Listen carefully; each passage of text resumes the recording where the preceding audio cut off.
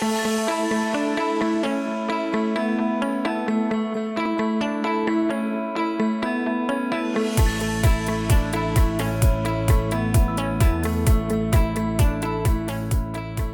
would say that the people who influenced me the most in the kitchen was my grandmother, who raised me, and both of my uncles. They're both cooks, and my grandma's a baker. Her baking business actually helped raise me. That was her main income after she was medically retired from her job. So once she took over the responsibility of raising me, she had to find, not having formal schooling, not having an education, basically, she had to find a trade to learn that would bring income into the home to help raise me. So that was it. That's what she took on. She basically started her own baking business and just baked her cakes and her pies and sold them to local cafes, restaurants, juice bars. And I mean, I would go as a child, I would go and walk these pies with her. I remember being on the city bus, carrying these pies, like, God bless her heart. Looking back, it was such a big sacrifice, you know what I mean? But it just showed me that it doesn't matter where you come from, what education, if it's in you, you're gonna persevere, you're gonna do it, and you're gonna get it done, I grew up watching my grandma bake, my uncles cook all the time. And now looking back, like, they were hustling. My grandma was, on her pie hustle. My uncle used to, I remember he used to make sandwiches and sell them out of the back of his truck, ceviche, that's my favorite thing he makes. So, like, I remember he would make big batches and, like, go and, like, sell them out of, out of his truck. And, like, that was the norm. I saw that was the norm. Food was always around me. And so I would say those really were ingrained in me, and that's why I think I love food so much, because it was around me and it was a part of who the family was, that it's a part of who I am, like, and it's gonna be me forever. I was born in Nogales, Sonora, which is northern Mexico. I grew up in Tucson, Arizona.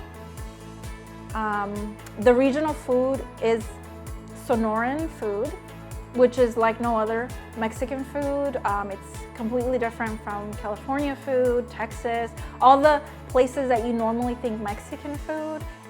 It's just different. There's nothing that compares. And I mean, I'm biased because I'm from there, but to this day, like, you can't find those recipes. So I try to replicate them in my kitchen because it just brings me back to those memories and those flavors that I grew up loving. Anytime I smell chilies boiling, we use chilies a lot, cilantro, onions, a lot of fresh herbs and spices, which I really try to implement that a lot in my cooking. I don't like to call my food Sonoran or Mexican. I just like to blend a lot of foods and flavors into whatever I make. But when I smell toasted peppers or boiling soup, it just brings me back, because those were the flavors I grew up smelling. Soups, pozole, beans, rice, all those stick to your gut foods. It just brings me back. Before choosing to be a chef, I enlisted into the United States Marine Corps. I served 6 years active duty. When my enlistment ended, I basically had to find myself. I had to really dig deep and find what was my drive, my passion in life. And after doing research and just trying to look at different career options, food was always it. It always came back to cooking. Even before culinary school, I used to, wherever there's a gathering, you would find me in the kitchen. I have a husband and 2 beautiful children. My husband's name is Christian. My son's name is Jaden, he's 4, and James is going to be 2. Okay, so I met my husband at church. we had mutual friends, so we were able to hang out around gatherings with other friends, and that's how we got to know each other. And then eventually we started just hanging out, him and I, and getting to know each other. So while I was doing this research and kind of like finding the path that I was going to take my culinary skills to, I got a job at a raw vegan cafe, which was basically the extreme of healthy eating. And that really made me dive like head first into food knowledge. I started learning about juicing and raw food and the benefits of just eating the raw vegetables and the raw fruits and seeds and oils, and how eating that kind of stuff can reverse damage in your body.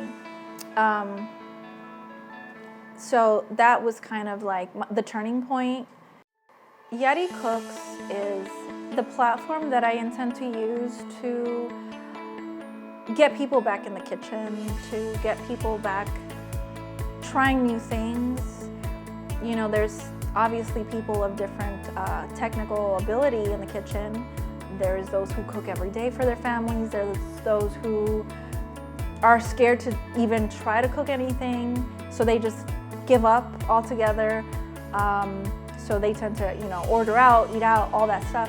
So what I want to do is I want to create a space for people to look up recipes, information on food, whatever it is that I can help you achieve in the kitchen. Like, I want to be that space. I want to be that platform for you to learn about seasonal food, recipes for your kids to eat, your picky husbands. We want to throw your crock pot away. No, I'm kidding. We want to, you know, easy recipes, time efficient, you know, because everyone's on the go. I want to be able to entice you to come back to the kitchen. The kitchen is where we're creating things that we're going to eat, which opens the opportunity for people to gather around the table and have that fellowship with friends, family. Like, that's how I grew up, and that's what I want people to continue to do. Like, we live in such a fast-paced world that's kind of been pushed out. So I want to kind of reel it back in and entice just anybody to try a new recipe, share it with their friends, their family, whoever their loved ones are, and not be scared of the kitchen, not be intimidated. And I just want it to be a happy place where you can enjoy yourself. And I mean, I always say this, like, food is my love language. So whatever I put on that plate comes from my heart, and I want to share my heart with you. Okay, so back by popular demand, I will be making video tutorials. I've been asked to make more videos, so I'd like you to follow me on YouTube. That's where you'll find more recipe videos, recipe tutorials, other videos, informational, educational.